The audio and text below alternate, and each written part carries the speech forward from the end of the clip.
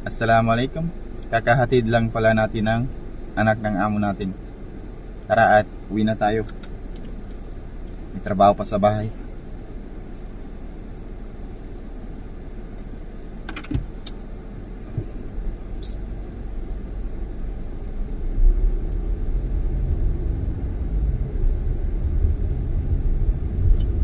Ganito lang yung trabaho dito, guys. Kasi ito talaga yung madalas na trabaho ng mga family driver. Yung mga family driver dito is hatid sundo lang. So ang kanyang schedule pala, guys, is 7 yung in niya. Bali matatapos naman siya ng yung regular hours na out niya is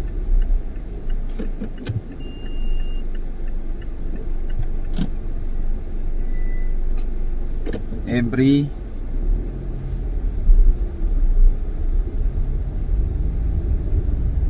2 PM, guys.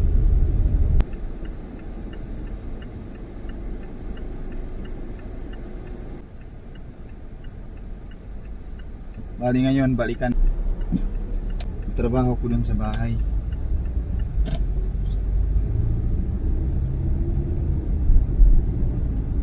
Unang-una is kailangan natin punasan yung sasakyan. Ang pinaka-importante dyan is yung mga salamin niya. Kasi sobrang maalikabok dito. Alam ko sa mga kasamahan ko dyan na mga family driver is ito yung talagang problema dito, yung alikabok. Sobrang maalikabok dito, lalo na pag yung parking ng amo mo sa labas. So sobrang hirap ng ganun, guys, kasi kada umaga linilinis mo,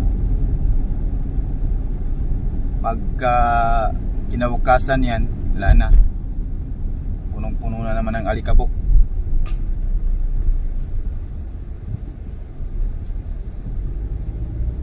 Pero tiis-tiis na lang, guys, kasi yan talaga yung trabaho natin.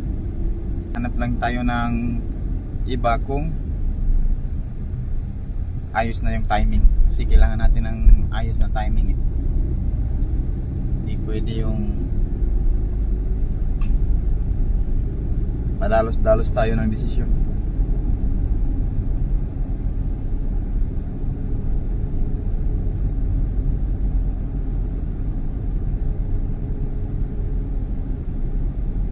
Sa harap natin yung araw, guys. Medyo nasisilaw tayo ngayon. Bali ang oras pala ngayon dito sa amin is 6:57.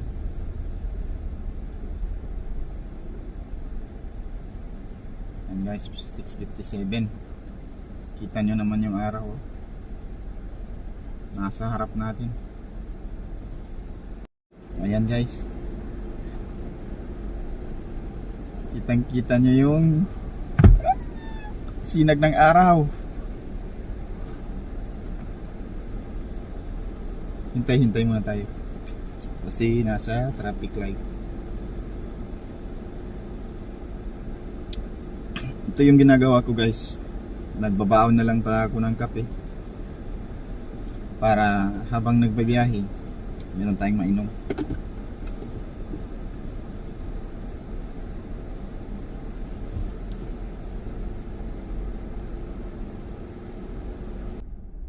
Off na natin yung aircon, guys, kasi malamig na dito ngayon. Nagsisimula na yung winter season. So yung mga aircon natin sa sasakyan, sa kwarto, makakapahinga na sila. Yung iba, yung hindi pa talaga nakapunta dito sa Saudi, akala nila yung weather dito is palaging mainit. Ganon din ako, guys, nung dati, nung hindi pa ako nakapunta dito. Halos akala ko palaging mainit dito. Hindi pala, guys. Alhamdulillah. alhamdulillah kasi may season pala dito, summer and winter. So sa winter ayos na ayos guys, sobrang ayos kasi siyempre normal yung panahon, hindi tayo naiinitan gaya ng summer kasi yung summer dito is worse masyado,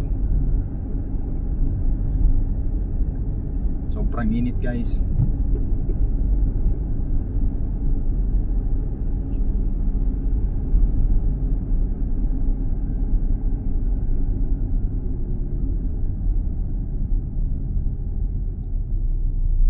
Bali kada hatid ko nung anak ng amo ko, dalawang traffic light yung madadaanan.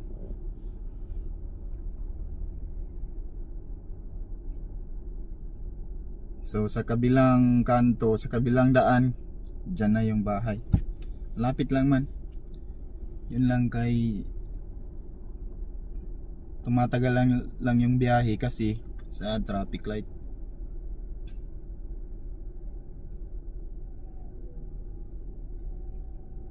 Sa mga gusto naman mag-abroad dyan na andyan sa Pilipinas, i-try nyo dito sa Saudi guys. Lalong lalo na yung mga interesado na makaalam about sa Islam. Maganda dito guys. Huwag natin paniwalaan yung sabi-sabi lang. Mas maganda yung experience talaga natin. Kasi dito, alhamdulillah, maganda talaga dito. Lalong lalo na sa mga kapatid natin dyan na either Muslim or Christian.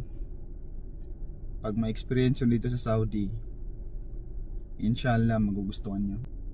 Bali after nitong traffic light, tara guys, after dito is sa bahay na tayo, inshallah. Ito guys, enjoy the view na lang. Sobrang ganda dito guys. Yung mga takot dyan sa na mapunta dito sa Saudi, huwag kayong mag-alala guys. Dito to yung sabi-sabi nila.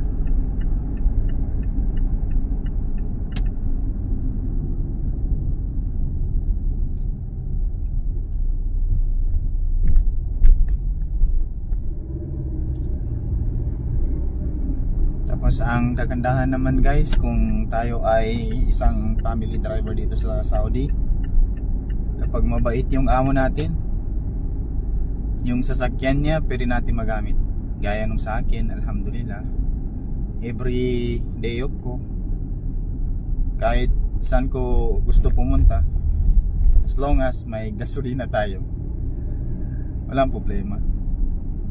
Kasi mahirap naman yung tayo pa yung maggagas nung sasakyan natin. Kasi kahit mura yung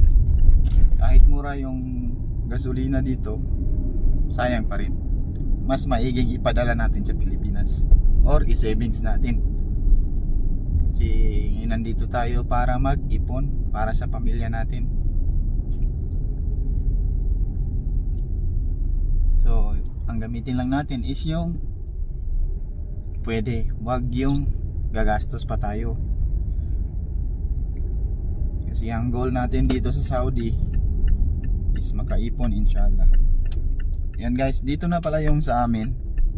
After natin dun sa kanto na yon, papasok. Yan, dito na. Ayan na yung sasakyan ni Boss Amo. Yan. Ito guys, yung dalawang yan, kay boss yung isa, yung sa likod is sa anak niya na si Sir Mohammed.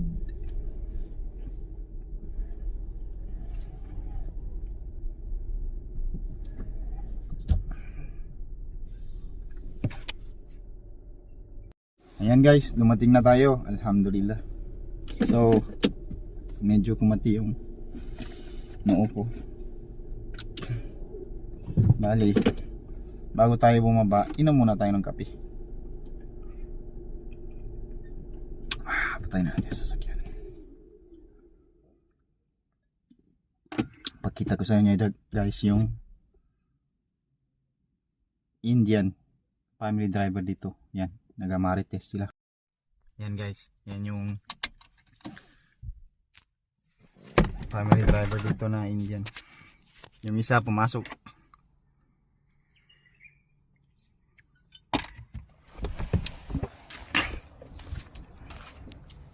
Assalamualaikum my brother.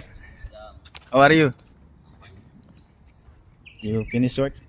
Alhamdulillah. What's your name, my brother? Shalom. Shalam? From where?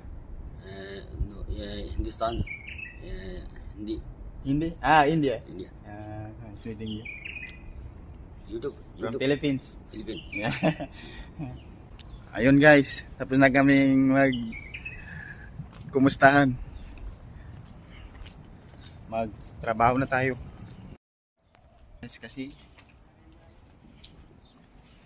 ayun, lumabas na yung kasama niya. Yan. Yan si brother. Masalam guys.